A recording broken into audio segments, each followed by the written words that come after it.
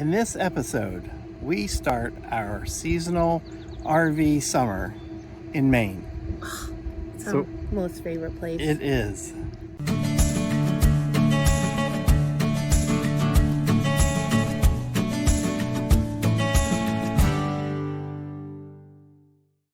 Before we could spend our summer in Maine, our first stop was in Massachusetts for the annual Grand Design New England regional rally. Like every year that we go, it's been our third year. We always have a great time, but this year was a little different. Because I was in residency for a doctoral program that I just started. I'm getting my doctorate in neurodiversity, cognitive neurodiversity. We did manage to play some hooky though during the rally. Yeah, we took a side trip to see Chris Stapleton and the King of Country, George Strait, at Gillette Stadium. Today, we want to share with you a special place for us. It's one of our most favorite places ever. So if you ever come to Maine and you're in the area of Bath, Maine, if you ever come to Bath, and we're not talking about taking a bath. If you ever come to Bath, it's a great town to visit. Brunswick is nearby. Freeport is nearby. Yep. Which is where we stay in Freeport.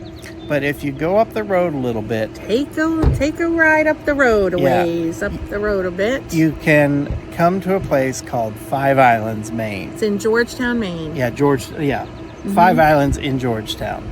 And when you get to the end of the road, you get to see some amazing stuff. It's one of our most favorite places ever. Let's give you a peek. This is why it's called Five Islands. I mean, look at all these places. It's quintessential Maine. And the lobster pound right on the dock. Yeah, I'm about to show that. So we're getting ready to head over there to have lunch. Yay! Oh. Also, like you feel like bugs are common in Maine too. Feel so like enjoy those. Feel like you're in Maine when you get here. Yeah, I mean, almost like this should be a first stop. It should be the first stop. Always. Maine is like all coastline along the south, so you could stop in any place and go, I'm in Maine. But this place is really special to us. It is. And you can get seafood, first stop. But it's such a beautiful view. And here's the little town right up here. Here's more of the water. Georgetown, baby, Five Islands. Just wanted to give you a little update about what we're up to since we are spending our summer in Maine. We're staying in Freeport, which is the home of LL Bean. That's where their headquarters are, as well as their biggest store. And it's really an experience to go into it. But because of LL Bean's presence there, a lot of other shops, there's a lot of outlets there and a lot of other shops. We like to refer to Freeport as expensive port. Did you hear that? Expensive port. So, because it is. Nothing is free. Yeah, but we have friends that are there and in the campground where we stay, and it was a big attraction for us because most of our camping experience has been, would you say, northern Maine, or near mid-coast Acadia, Maine, mid-coast. and the like, and so we don't really camp in southern Maine, but it's good to be back home where our RVing experience began. And so what we've been doing since we got back to Maine on Sunday, this past Sunday, it's now Saturday, so almost a week, we have basically just gotten settled. We've done, our day jobs. Trisha is working on her doctorate, which we'll have to probably give you an update about all the details of that. But she just started it, and so for the past 2 weeks, she was online all day for her class. So a lot of time just spent doing work, and I've had some grants that I've been writing. So we haven't done much, but what we have done is got settled. We've reconnected with friends. Here's an interesting story. Where we stay in Virginia, our next door neighbors for, 6 months. 6 months, yeah. Corey and Heather. Shout out to you guys, and Elena. We love you guys. We made good friends with them, and she's a traveling nurse, and he's a nurse recruiter, and we kind of talked to them about coming up to Maine and staying where we're staying. So we have our friends who've been at this resort or campground for 20 plus years. Yeah. And that's what brought us to the campground. And then, of course, Corey, Heather, and Elena are up there with us too. So we've hung out and reacquainted ourselves with our neighbors, and just kind of, like I said, getting settled. And we did take the trip to 5 Islands to have a nice Maine coastal experience, and get lobsters. And Bike ride. oh yeah, and we did a bike ride. So, but today we are on our way to Bangor, the Bangor area, to do some errands and visit family and friends there. We're gonna see Trisha's youngest today, have lunch with him. I'm getting a haircut because I desperately need it. And we're gonna visit friends and then head back to Freeport. For the Oyster Festival tomorrow. Yeah, this weekend is their annual Oyster Fest. We went last year. Oh, it's so great. Loved it. And we want to make sure we squeeze that in this weekend. So we'll probably be going tomorrow. It's kind of a gloomy, rainy day anyway today. So good day to do what we're doing. So that's it for now. We'll keep you up to date. Bye. And hey, before I forget, thank you all for following us. We are like this close to 500 subscribers. And so if you like what we're showing you, Like, subscribe, and share. do that. And for those of you that already are, thank you so much. We appreciate you. Hey campers, what are we doing today, baby? We're at the Freeport Oyster Festival for the second year in a row. Yes, and So delicious. we're gonna meet some friends here, some Grand Design RV friends, as well as our camping neighbor, RV neighbor, in 2 locations, in Virginia and here in Maine. I think he's gonna join us. And we already had to, we couldn't wait for our friends to show up. We had to take a sample. So good. So tell us about that experience. Tell them. There were an oyster farm in Brunswick, Maine. So fresh caught right in Maine, chopped with a little lemon and Yeah, a little sauce squeeze on of it. lemon, and what was the sauce? Do you know? No, it had like a vinegar cucumber sauce. And it was Delicious. yummy. And the oysters are nice and cold, And briny. refreshing. Yeah, briny, Perfect. delish. Yeah. So we'll try and get some video of this, and hope you enjoy watching.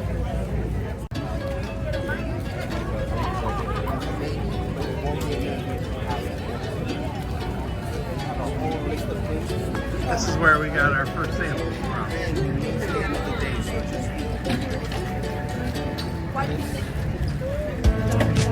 Not every vendor here is an oyster vendor. There's, things to buy here else besides the oysters. You can always tell which booths have the oysters because there's always a line. Like right there.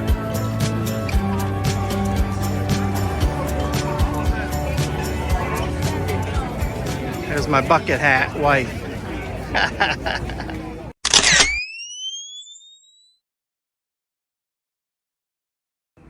So on today's episode of This New Camper, I just had to say that, we are going to, and by we I mean me, am going to install the new RV Lock Trek.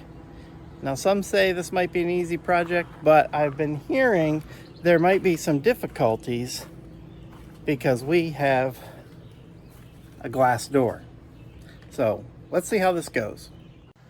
So first thing we got to do is remove the old handle. We've done that. Then we got to install the Trek handle into the existing cutout. And they just show a picture of you doing that.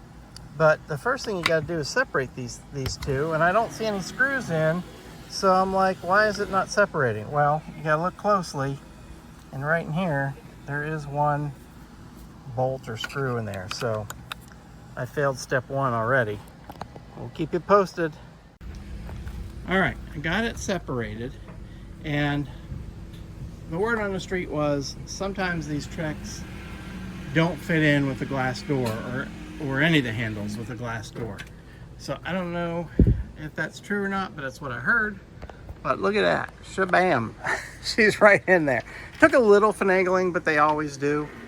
But it's in. So we already have our troubleshooting done. That our hurdle crossed. Fit right in. Okay, for step 2, we installed the basic strike plate and screwed it in, no problem.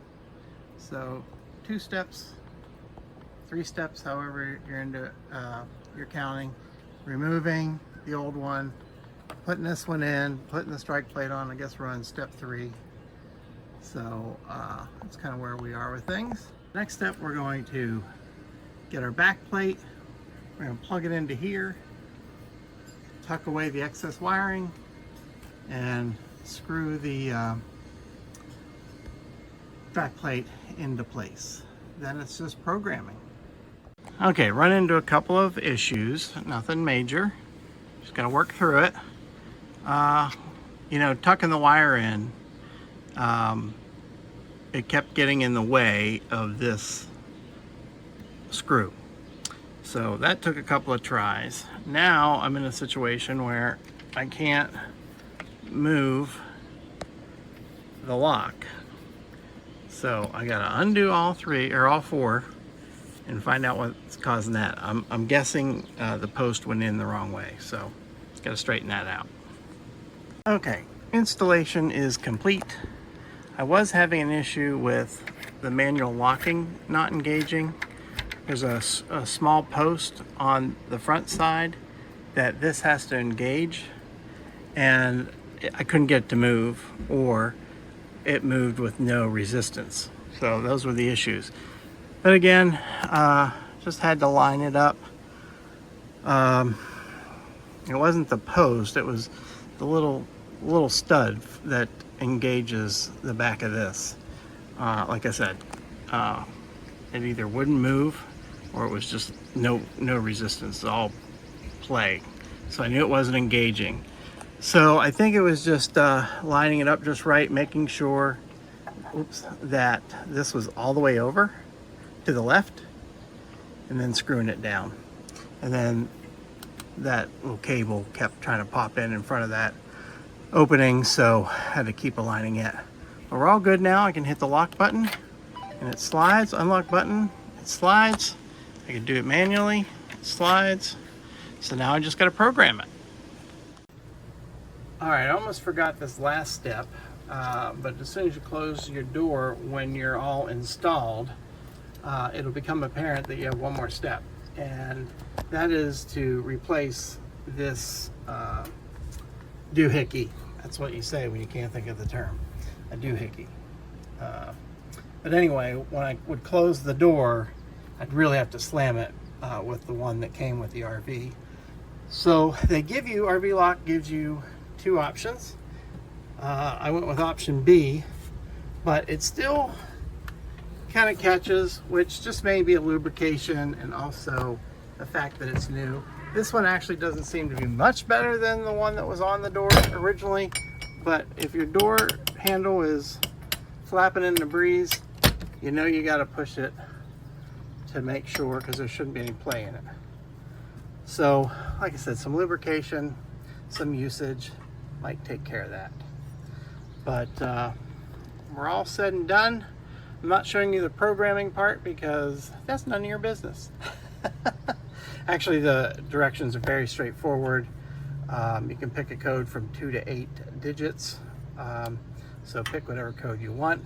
When you lock and unlock it, or actually when you lock it, you press in your code, then you hit the lock button. When you press in your code, you'll get a little jingle if you have the volume up, which might be a good idea at first, just to learn the cues and understand how this operates. But once you enter your code, it'll give you a little jingle, then you press the lock button, and then that's when it actually locks. But to unlock it using the keypad, you just press your code in and boom, so it'll unlock. And then you can always use your remote as well. Programming that was just as simple. And last but not least, don't forget to switch out your keys and also test it, see if it works. Yep, it's working. It's working. It's working. Success. This is why filming takes so long. We're doing our separate chores, and Trisha's doing hers, and ours are intersecting with filming. So I'm like, baby, just give me 15 seconds. She goes, okay, wait, I'm almost done. So I'm giving her 15 seconds. I want to show you, I'll tell you about an aspect of the RV lock trek that I thought it was a plus, although it has its challenges. I'm used to having to replace my batteries for it to operate. You know, after so much time, the battery goes out. This one has a lithium battery in it. It's rechargeable. So, but I'm thinking, you know, how am I going to recharge this battery? I don't have an outlet nearby. What I'd have to do is go from our door to under our dining room table, which is right there, in order to reach an outlet. But I had a thought, and I thought you might appreciate this too. You just plug the USB they provide you into the back right there, and then this is the length of the cord they give you. So my thought, and I think this is, I won't say I'm the smartest man in the world, but I thought of this idea, and I think it's pretty genius, is it goes past, as you can see, it goes past the floor of the RV. So when I have to recharge it, I'm going to get my little jackery that I have, and you know, I'll have to slide that panel open, put this down, plug it into my jackery. It'll charge full capacity, I think the instructions say, in 2 hours. So I'll just do it overnight. Plug it in at night, 2 hours it'll be charged, and it'll be full battery in the morning. And they say that a battery charge will last you 3 to 6 months. So simple solution. Nice thing about this project, or about buying an RV lock, they give you a couple stickers. One to warn intruders, I guess, and one to stick on your forehead. So if I could, in conclusion, if I can install our new RV lock, so can you. It was a little frustrating at times, you know, with a couple little hurdles, but they were simple. You just have to keep trying. And that's really all there is to it. I think it's a good product. Might let you know in the future how it's working out. If I think about it, I'll probably forget. But unless you see a video of me complaining about it, we're probably good to go. Anyway, that's enough for today on this new RV.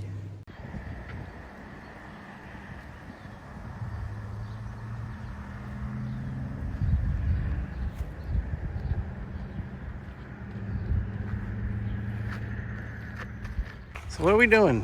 Where are we?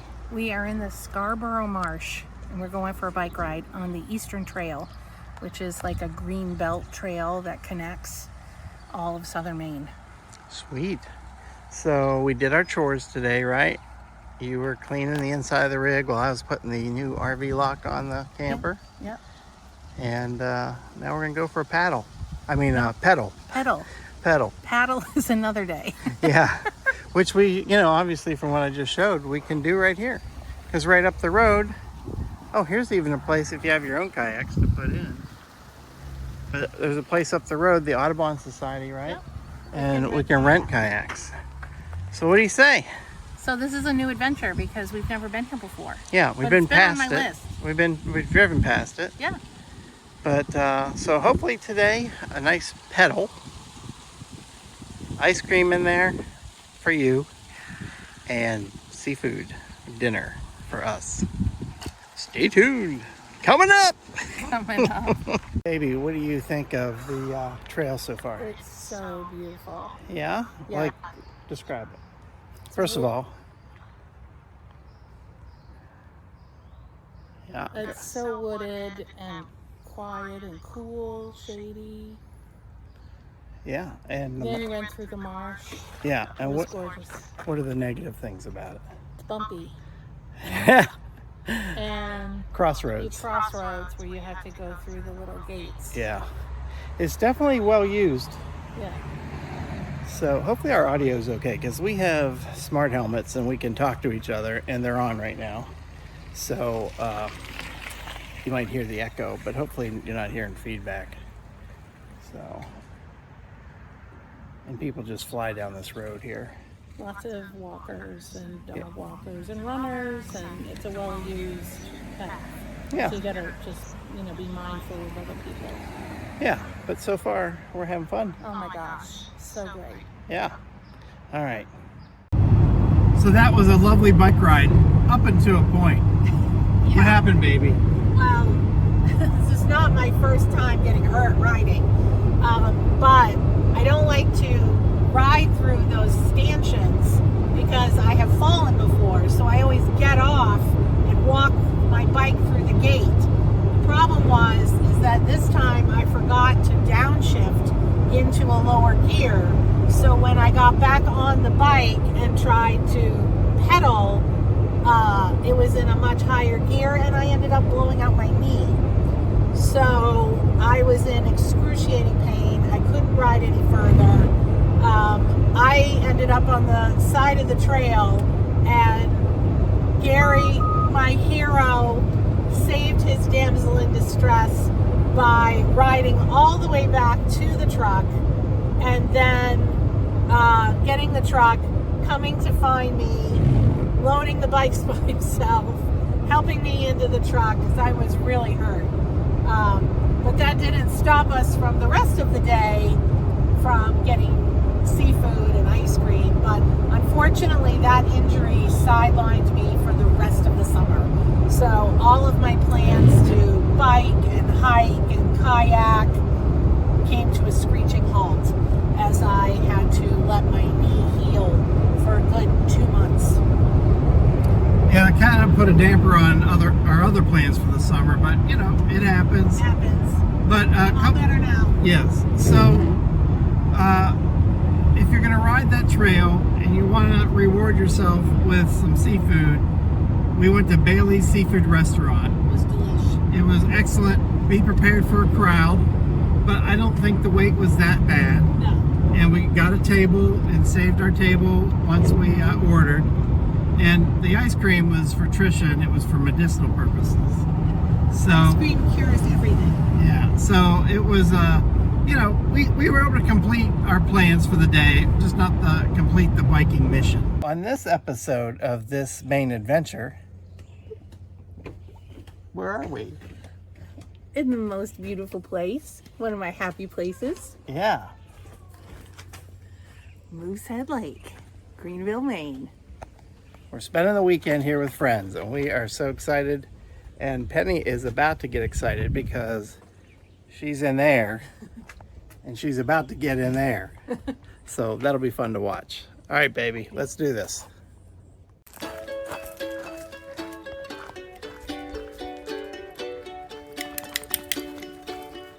It's time to be a dock dog.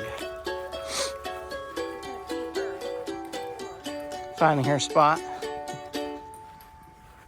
Oh, she found the dock. Penny, come on over here. I want her to jump. Is that collar on tight enough? No, she's...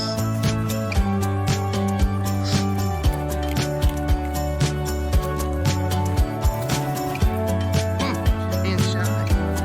Oh, there we go. Good girl. Good girl. Come on. Penny, come. Penny, come. Come on. Good girl. Come on.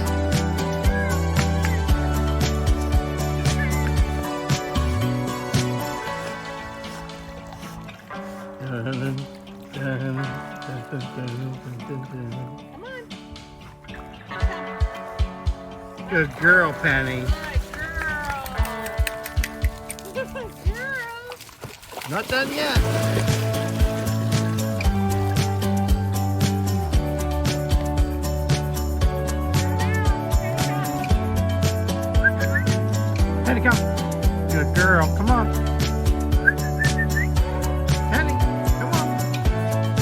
Good girl, Penny. No.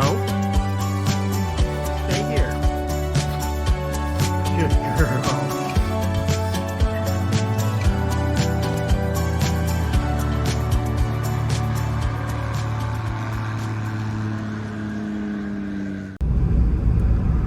So, where are you taking me this time, woman?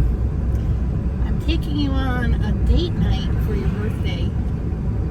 For my birthday? Yes. Yeah, I turn 58 tomorrow. Yee. Getting closer to the big 6-0. In a quarter mile, continue straight onto Desert Road. And we have a third party with us, Yes, apparently. Siri's telling us which way to go. Yeah. We are going to the Dockside Grill in Falmouth. No. And I know nothing about this place. Nope, it's a surprise. She snuck this up on me. Aaron and I checked it out last week, Trisha's friend. and They went for drinks. we did, and a little appetizer, and had a wonderful time. And I made a reservation there because I knew it would be the perfect spot. So I wouldn't even know the name of the place. Had this lady at the pool, because we spent the afternoon at the pool with our Continue friends, straight onto Desert Road. Corey and Heather, and their daughter Elena. And this lady was like, where are you? Where you going for supper? Yeah. And Trisha told them. So I said, you should have just said it's a secret or a surprise for my husband. But it's still a surprise because I don't know. We've never been, or I've never been. So off we go. And we're taking the In scenic. 1,000 feet, turn left onto the I-295 South ramp to Portland. Sorry. We're taking the scenic route, and so we're Continue on recalculating US. directions. Route 1 south for 4 miles. I need to shut her up. We're almost done.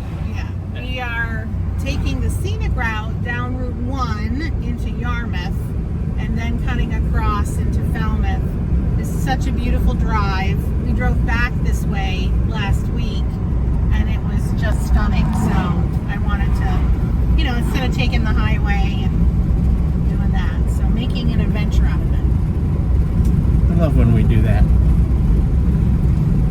All right, so we just wanted to do an update because we haven't done one in a while. Although, when this ends up as an episode, it'll look like we just did an update because they'll be all strung together. But beautiful day today. Oh, gorgeous. We're able to sleep with the windows open, and we sleep so well because it's so cool at night. Sleep like a baby. It's terrific. A baby that doesn't wake up in the middle of the night. But it is so nice.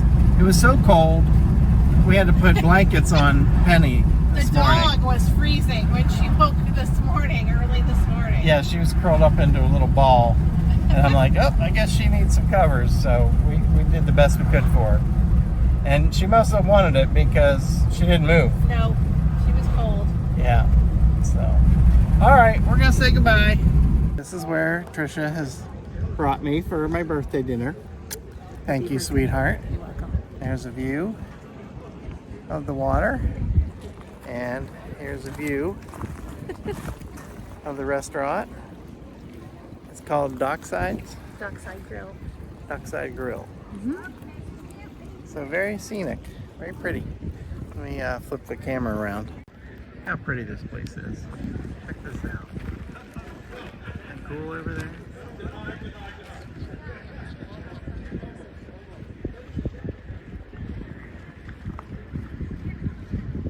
Well, there's a nice boat right there.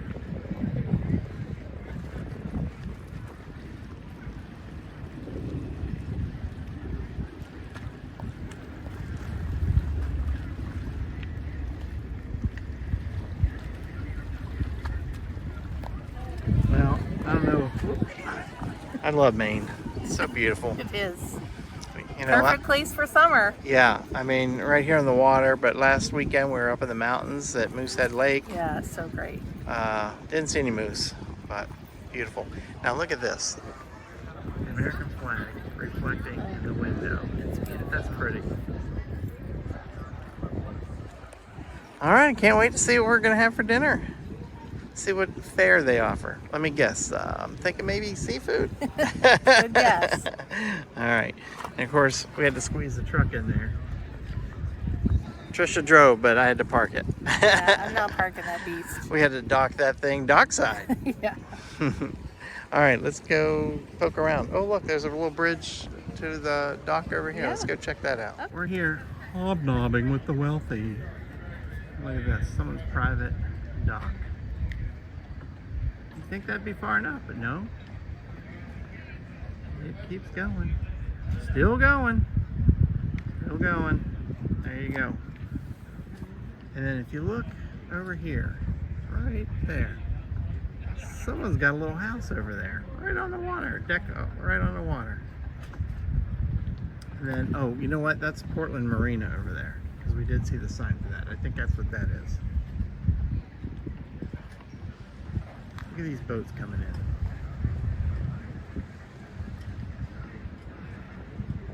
Right, those are cool.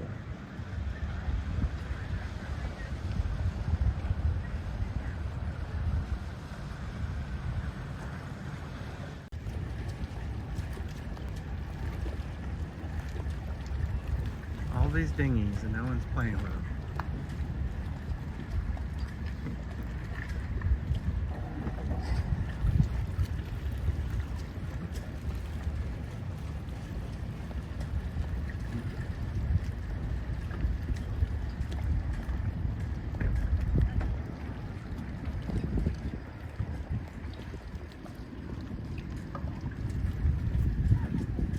I'm not sure how close I can zoom in, but look at these houses.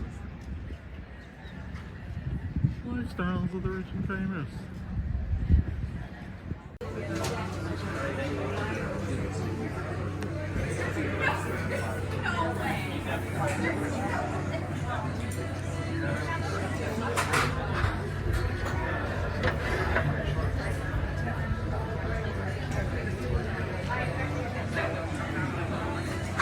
Thanks, baby. You're welcome. You done did good for my Thanks. birthday. Thank you. Yep, go for it.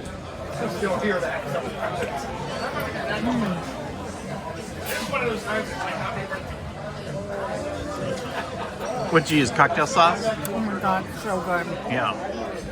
So good. And then this calamari, I mean, look at that. What's the sauce? The chili? So some like sweet chili sauce. Oh my goodness. It's out of this world, I bet.